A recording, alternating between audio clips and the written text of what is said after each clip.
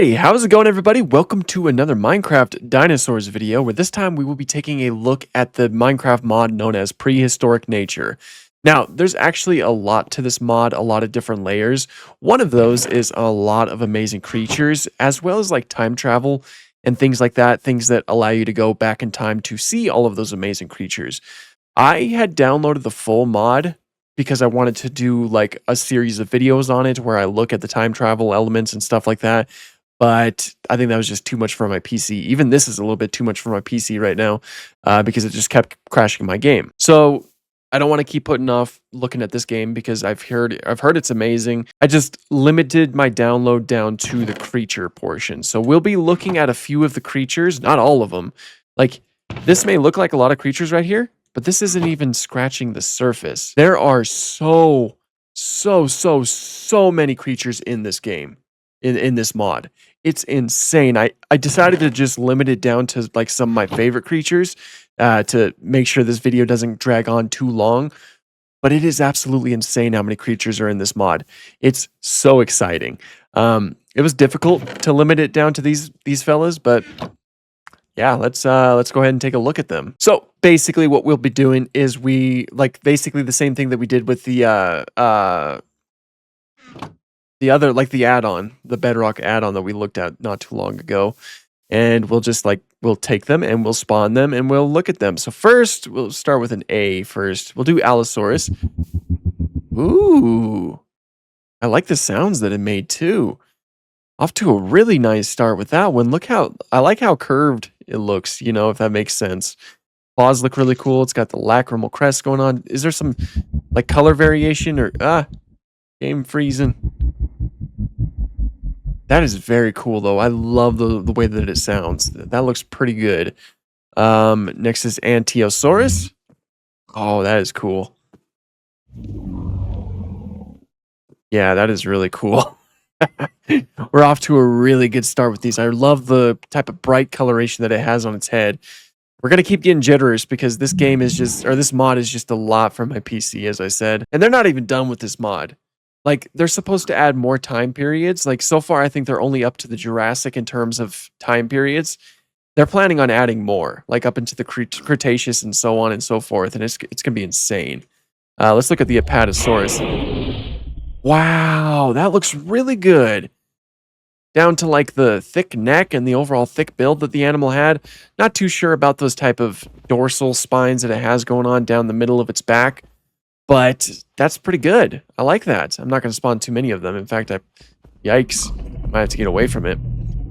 Arizonosaurus. Okay, Arizonosaurus. I love Arizonosaurus. It's not a dinosaur, but it's this What? That looks awesome. Arizonosaurus is like an interesting creature to me because it's when I really started to consider the fact that there's like sails have shown up in reptiles a lot through history. Not even just reptiles, like, you know, even things like synapsids and whatnot. You've seen a lot of sails, and Arizonosaurus is another great example of that. This little reptile just had a very cool. That is cool though. I love the way that that looks. Arthropleura is one of my favorite carboniferous creatures, and it looks like that. I think I looked at this model in particular for the many interpretations of Arthropleura. I like it though. Got a really cool looking coloration. It is a little bit outdated now. Well, you know, depending on how you want to look at it. We have recently found out what the head of, at the very least, juvenile Arthropleura looks like. And they actually had what are known as eye stalks, which is something that crustaceans typically have. It's very fascinating stuff. Does that imply that Arthropleura was a mostly aquatic animal? Who knows? By this point, we're still learning. All right, what do we got here? Archosaurus. I was interested to see how this guy would look. Oh, nice! Down to the snout and everything. Okay. The colors are really cool. Nice type of reptile coloration. Of course, this is the namesake for the clade of Archosauria, which the only archosaurs that are alive today are birds and crocodiles and crocodilians. They all like stem from creatures like that. Okay, and then we'll look at the Camarasaurus, another sauropod. Yikes. I've even turned down like all the graphics and everything, and we just keep getting these jitters. It's too much. That building isn't a normal building. That must be for the mod. Anyway, let's look at the Camarasaurus. That is cool. It's got the proportions, like the stance that it has is correct. And those colors in the head. Wow, okay. Oh, look at the red tail too. Wow, this looks really good. Again, the sounds are really cool too. Wow, okay. All right, we're getting some really good looking models here. Camptosaurus. That looks good. I like Camptosaurus. Camptosaurus is one of those dinosaurs that I feel is kind of underrated. Little Jurassic ornithopod, you know, snacked on by Allosaurus and whatnot. Okay, so that was the first row. Let's go ahead. I haven't even looked at this. This is the Paleopedia. It must have like a bunch of information. Oh, I must be able to like click on. Let's check this out. I saved the book just in case. You spawn with it. Oh, age. Oh, I thought you'd give me like some information about it. Oh well. Okay, we'll look at the next few creatures, and we already saw one of my all-time favorite dinosaurs, which is exciting. First, we have Ceratosaurus. Again, as I said, one of my all-time favorite dinosaurs. Very excited to see how this guy looks. There's a lot of really cool Ceratosaurus designs. Is this going to be one of them? Is the lagging ever going to stop? I probably should have done this on a flat world. That is awesome. Look at this beautiful creature. Look at the red crests and nasal horn. You want to call it a horn? I think they're all technically kind of crests. Sounds are really cool. So portions look really good. It even has osteoderms going down the middle of its back, which Ceratosaurus is one of the only confirmed theropods to have osteoderms, and those are just bones that grow in the skin, similar to the scutes on the scutes on a crocodile are osteoderms and alligators.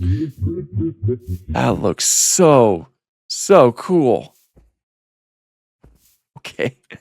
I'm really, really, really impressed with this mod so far. Chilesaurus. I was really interested to see how this guy looked. Ooh, look at the nice head. Man, something that they're really nailing with this mod are the colors. That looks fantastic. I like the contrast with the yellow and orange red head with duller body. That's a nice contrast. I like that. Coelophysis, one of the earliest dinosaurs. Let's take a look at you, my friend. Oh, that's cool. Coelophysis is a very cool little dinosaur. I like the blue head. It looks like it has some small type of feathers too, which I believe are something that are suspected to be on dinosaurs like Coelophysis. They are suspected to have feathers. So we can look at that as an accuracy. And then we'll look at Compsognathus. Of course, many people know them as compies. Ooh!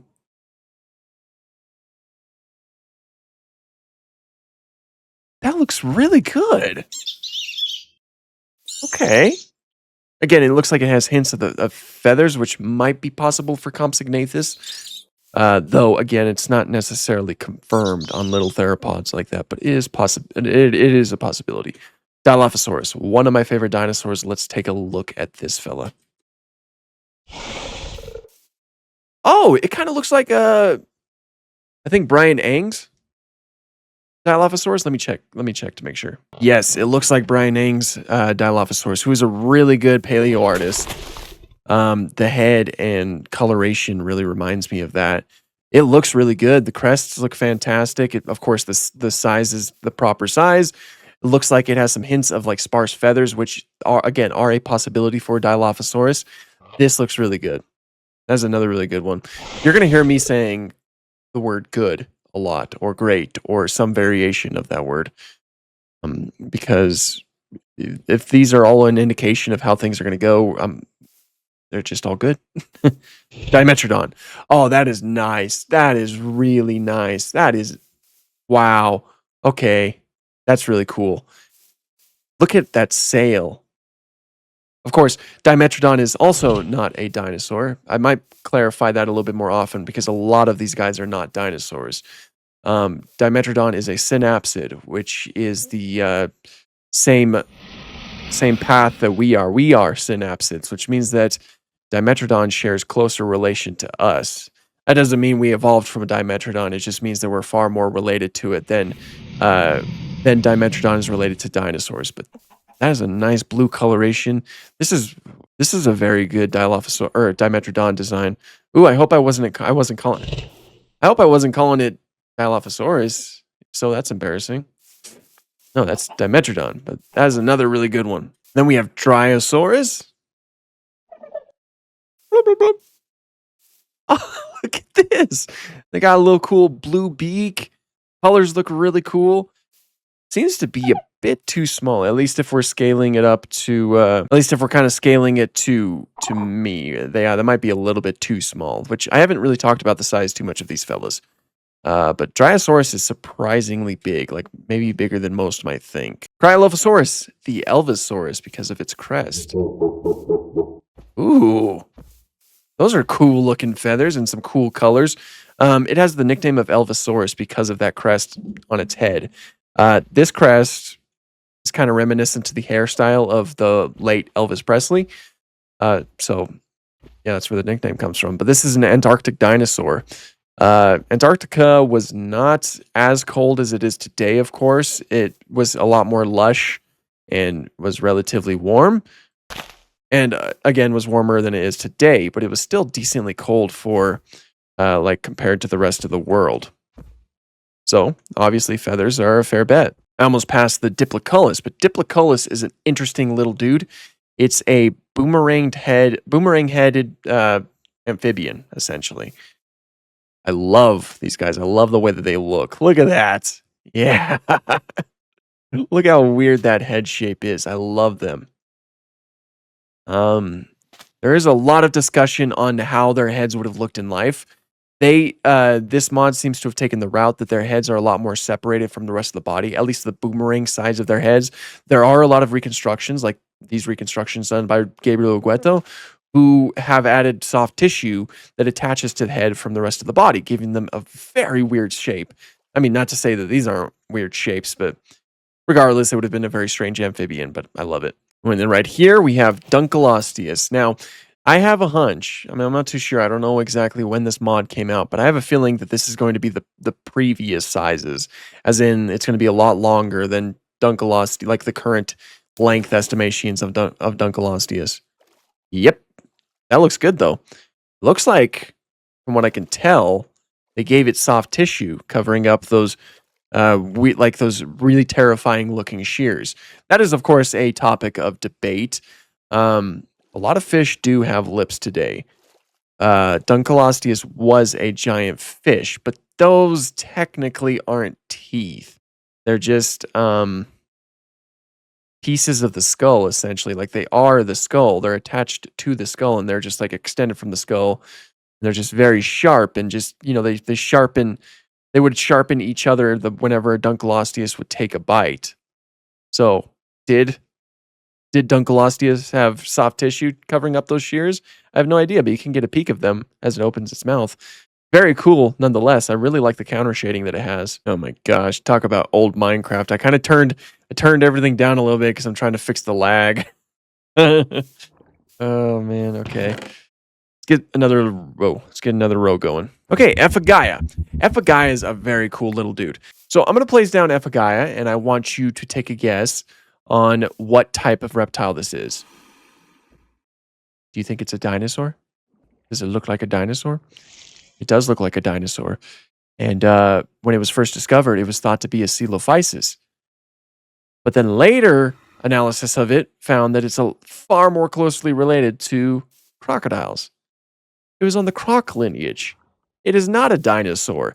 Isn't that weird? See, the further back you go in like the evolution of these reptiles, of archosaurs in general, the more similar they become. Bipedalism seemed to have been a lot more widespread, like with things like this, and a lot of their attributes, like the closer you get to their common ancestor, the more similar these animals became. So this little croc relative here did look a lot more like a dinosaur, especially early dinosaurs like Coelophysis. Isn't that just really fascinating? Like, this little dude looks like a dinosaur, but it's not a dinosaur. I love that. Edaphosaurus. This is another synapsid, also not a dinosaur, very related to Dimetrodon if you couldn't guess from this. I love Edaphosaurus because look how small its head is in comparison to the rest of its body. Plus, the shape of the sail on this one in particular looks really good, properly like Edaphosaurus. If I'm not mistaken, Edaphosaurus is also an herbivorous animal, which is contrasted heavily to Dimetrodon, which was carnivorous. Dimetrodon probably did hunt Edaphosaurus from time to time, which would have been a sight to see. The colors look really cool on you too. Astematasuchus. I love Astematasuchus, and the reason why I love Astematasuchus is because of that face. Look at that face. Look at it. It's got these bones that kind of like jutted out to the side from the cheeks and on top of the head that made what looked like antlers.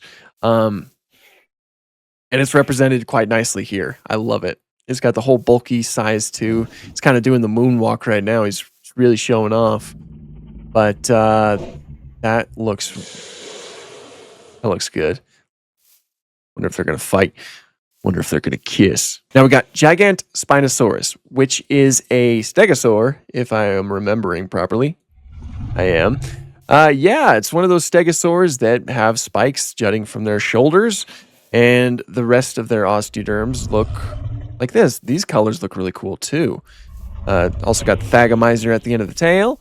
And yeah, that's another good one. Gorgonops. I love Gorgonopsians. Gorgonops is, of course, the namesake for that. Let's check it out. Very nice. Very nice. It looks like they gave it lips covering those saber teeth. Gorgonopsids, in general, are often referred to as the original saber teeth because they, much like saber-toothed cats, they had like, so you can see it right there a little bit, these huge canines that, would have been quite devastating if it bit something. Guanlong. This guy is a dinosaur. It is what is known as a proceratosaurid tyrannosauroid, which means it is related to T-Rex. It's not quite in the same family as T-Rex. It's a proceratosaurid, but it is related to it. Boom. Oh, that looks cool. The feathers, the crest. Look at those animations. That is beautiful. Did you see that looking animation? Wow. Okay. I like that one. I like that one. That one looks really good. I better move on. Lissovicia. Lissovicia is one of my all-time favorite prehistoric creatures. It is a Dicynodont. Dicynodonts usually had a very interesting look about them. They typically had beaks, and oftentimes they'd have tusks or tusk-like structures. Like sometimes their beaks would shape into what looked like a tusk, like Lissovicia. Wow, and it's properly huge. Lissovicia was a huge Dicynodont. And you can kind of see it right here, at least you will be able to.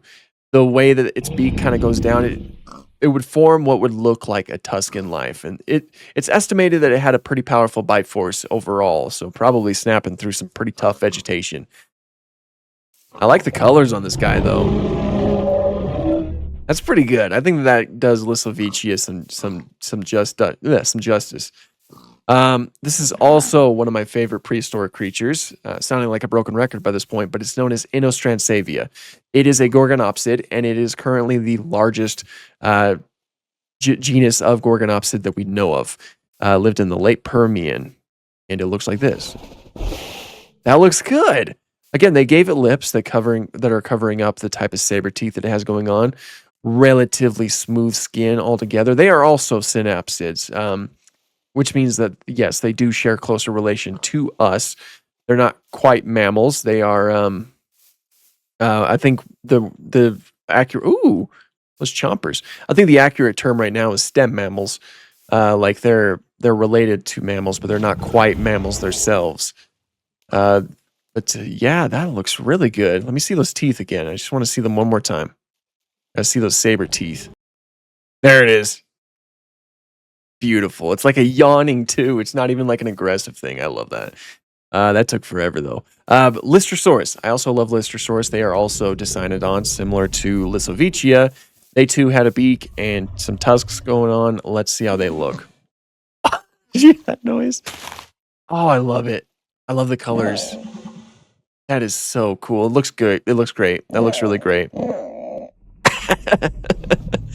Lystrosaurus is notable because it survived one of the worst mass extinctions that the Earth has ever seen, known as the Great Dying. Great Dying was thought to be caused by a lot of volcanic activity. It was the end of the Permian, beginning of the Triassic, and it saw the extinction of over 90% of all life on Earth. Yet, Lystrosaurus here was one of the few survivors. They saw the dawn of the Mesozoic, essentially, because we have fossils of Lystrosaurus in the Permian layer as well as the Triassic layer. That's actually something that was showcased in Life on Our Planet quite well. One of my favorite parts of the whole show. Okay, let's get a look at some of these other guys. We're almost finished. First, we'll do Megalosaurus. Megalosaurus is one of the first ever dinosaurs ever discovered and officially described in science, and it was the first ever dinosaur to be officially named. And that happened 200 years ago to the year. I mean, as of recording this video. This video is recorded in 2024. Back in 1824 is when we officially named Megalosaurus. So it is the dinosaur with the oldest official name. Here's what it looks like. No, that's not bad. It's got the same type of color scheme as the Inostransavia. That looks pretty good. For a dinosaur that's known from surprisingly little fossil material, I think that this captures the whole idea of a megalosaurid pretty well. Yeah, I quite like it. Sweet. Miragaia. Miragaia is my favorite stegosaurid. What I like about them is that they have long necks. They actually have more vertebrae in their necks than most sauropods do, which is weird because they're a stegosaur. Look at that. That is a beautiful model, though. And look at the way that their plates or their osteoderms look, too. But yeah, look at the size of that neck. Basically, Miragaia saw the size of sauropod necks and was like, want that. This is a good one, though. That is actually a really beautiful design, and I'm so glad that Miragaia is in this mod. Is he eating the vegetation? That's cool. Ooh, Moschops. These guys are pretty cool. These guys were like headbutters. At least they're suspected to be headbutters. Look at that. They have like very thick skulls that could have withstanded like butting heads with each other, which is a very cool thought. They also have like a very interesting looking gait and just overall proportions. This is a pretty accurate design, I'd say. I like the little hints of green and blue set right below the eyes. Very nice looking. Ooh, Nothosaurus. I love Nothosaurus too. If you couldn't tell, I like all of these guys because I chose my favorites, but yeah. Here it is. Oh, that looks good. Look at that. Yeah, they were mostly aquatic creatures. They also had interlocking teeth, which is shown quite well right here, actually. That kind of terrifying looking face.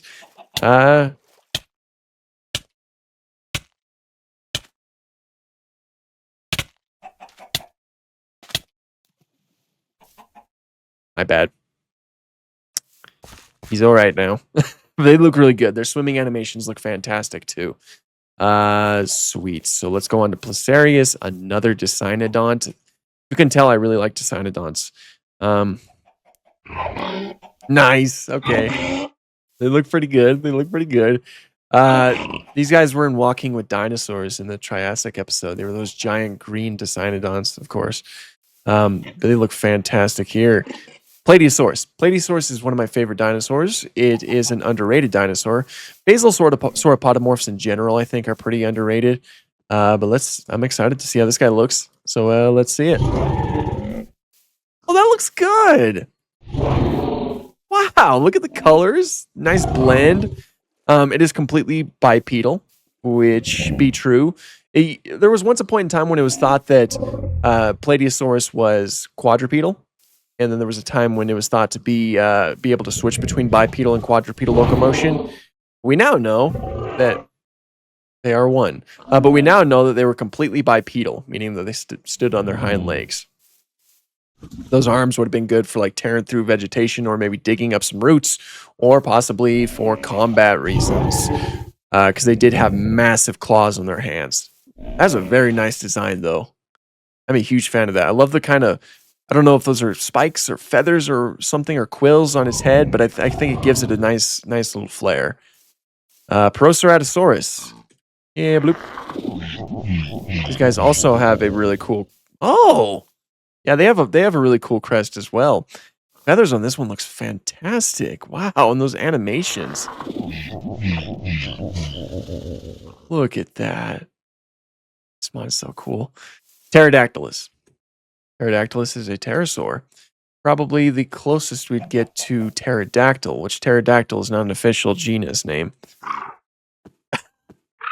Look at it. Oh, the crest looks good. The beak looks good. Actually, looks like it folds its wings properly, too. Wow. I'm very impressed with this. Ooh, Postosuchus. Here's the question. Will this Postosuchus be bipedal or quadrupedal? It's bipedal. You know what that means? It's accurate. We used to think that Postosuchus was a quadrupedal animal, but then analysis of its front limbs found that its limbs are far more similar to theropod dinosaur limbs and could not support the weight the way that we thought that they could. So this shows that they were bipedal animals, and it makes them look very top-heavy, but they were quite adapted for it. Look at that, though. The colors kind of harken to the way that it looked in Walking with Dinosaurs quite well. Of course, these guys are not dinosaurs. They were more so on the croc lineage, more related to things like that, but these look really good. Wow. Okay. What do we got now? Shonisaurus. Shonisaurus is a giant ichthyosaur. Like, I've said this a lot before in previous videos, but it's insane how big some ichthyosaurs got. Some of them, like Ichthyotitan, Shonisaurus, and Shastasaurus, are thought to be some of the largest marine reptiles to ever live, which is insane. That's cool. Look how rounded it looks. I mean, this is not nearly enough water for it, but that looks pretty good. Okay. That looks good. I like it. Kind of creepy, really, but Smock. Now, Smock was likely one of the predators for Lissovicia, which, again, was one of my favorites. See how it looks. Hey, that looks pretty good, too. Kind of looks gnarly. It's got like a scowl going on. Cool. I like that one. Shunosaurus. Shunosaurus is a pretty cool sauropod. If I'm remembering correctly, Shunosaurus has the osteoderms. Or the club, right? Yeah, I think it is. Can't remember if it had osteoderms or not. If it did, this model doesn't show it. But this does look like the same coloration from Dinosaur Revolution, which is cool. Like a little bit of a reference to that. Very nice model, though. Again, I'm still very impressed with these models. Ooh, Stegosaurus. Okay. State dinosaur here. Or state fossil, rather. How do you look? You are not given enough space. I shall go elsewhere. That's nice. Look how good that looks. What's really cool is that the tail actually dips down a little bit because the Thagomizer here, which is that collection of tail spikes, would have, or dermal spikes, or however you want to, whatever you want to call them, but they would have been so heavy on the animal's tail that it would have dipped down a little bit like that. That is showcased here. The plates also look really cool. They have the correct orientation, the way that they kind of alternate like that, like kind of go in a little bit of a pattern. Like you can look in between these two and you'll see the plate on that side. Very good. All is very good. Also, the throat looks really good. Like the neck looks really good. Suminia is a cool little guy.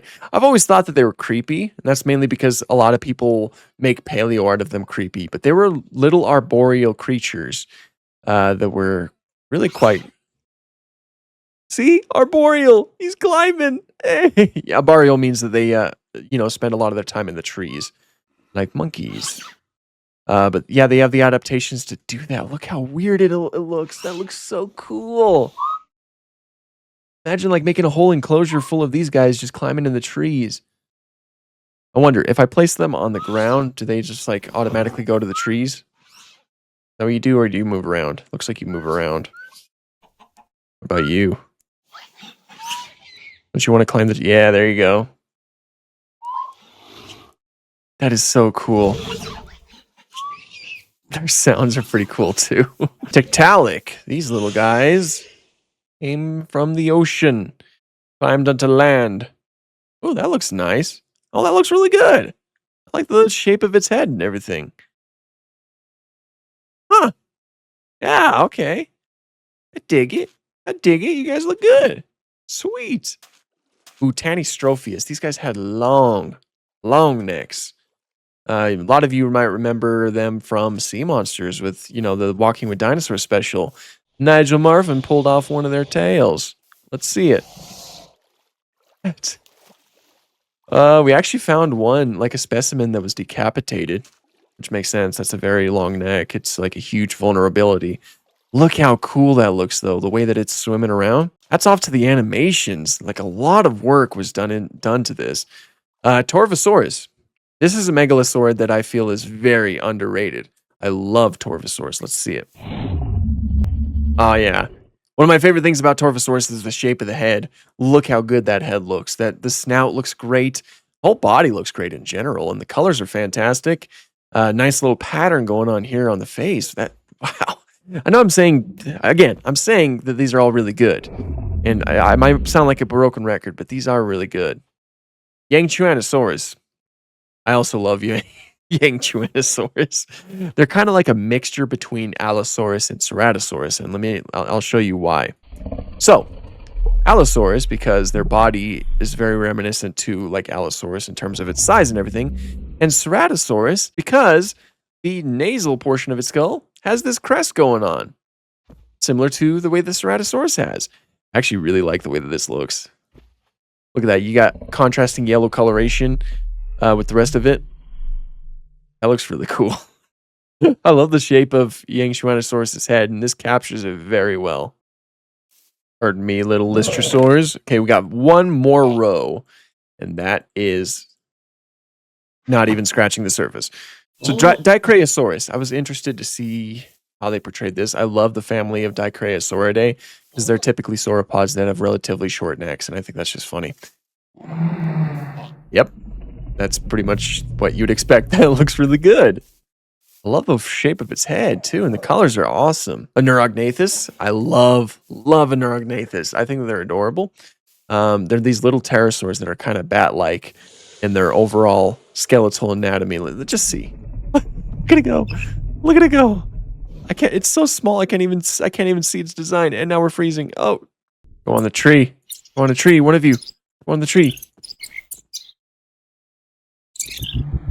It looks like, from what I can briefly see of them, you can actually see the little whiskers that they have. They did have like those type of little sensory whiskers. They do have like you can see where they would have attached onto the skull. There's like little pits. Those would have likely helped them detect, hey, there's a bug over here, because these guys were insectivores. They would have eaten, bugs and things like that, similar to modern day birds, because they did have these small teeth that were perfect for grabbing things like that. I feel like the standard for a Neurognathus is like a reddish brown color. That's what these guys have.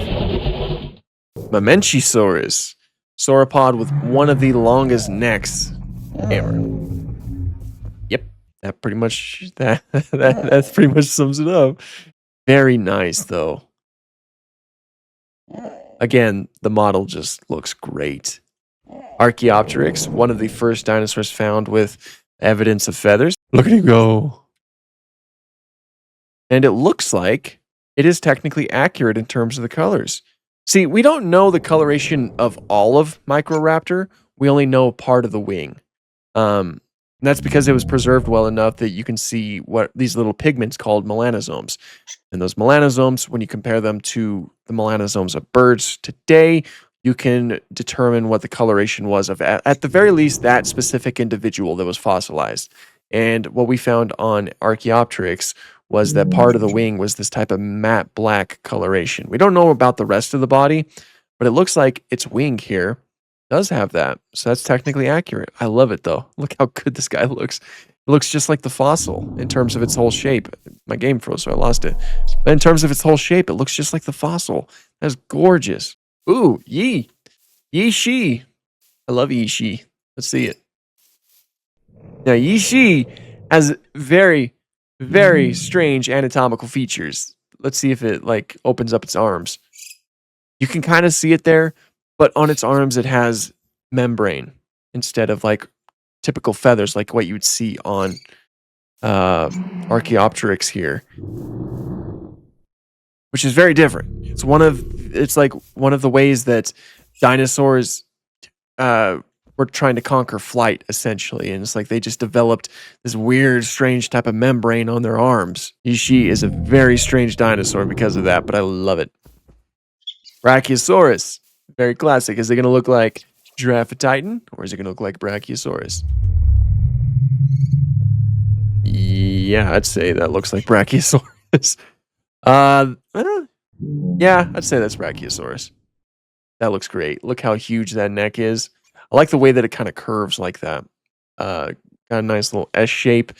I also like these type of giraffe patterns, almost similar to the way the Prehistoric Kingdom does it. I think it gives it a nice texture. Anchiornis. Anchiornis is another dinosaur that we have a pretty good idea of the coloration. At the very least, the specific individual that we have found the melanosomes present with, it has like a sort of black or grayish black coloration with specific patterns. Let's see if that's represented here. And it is. Yeah, even with like the red crown it has on top of its head. Of course, there was likely a lot of individual variation when it comes to dinosaurs like this. So not all of them would have looked like this, but this is a very good representation of that one individual that we found.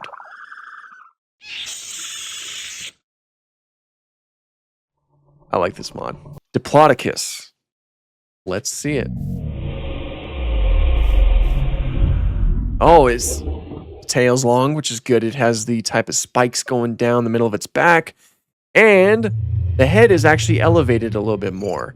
It used to be that we thought that Diplodocus had its head a lot more horizontal with the body, and that was how it was portrayed in projects like Walking with Dinosaurs. But we now know that it would have held its head a little bit higher, held its neck a little bit more up, and that's what's shown here, so very good.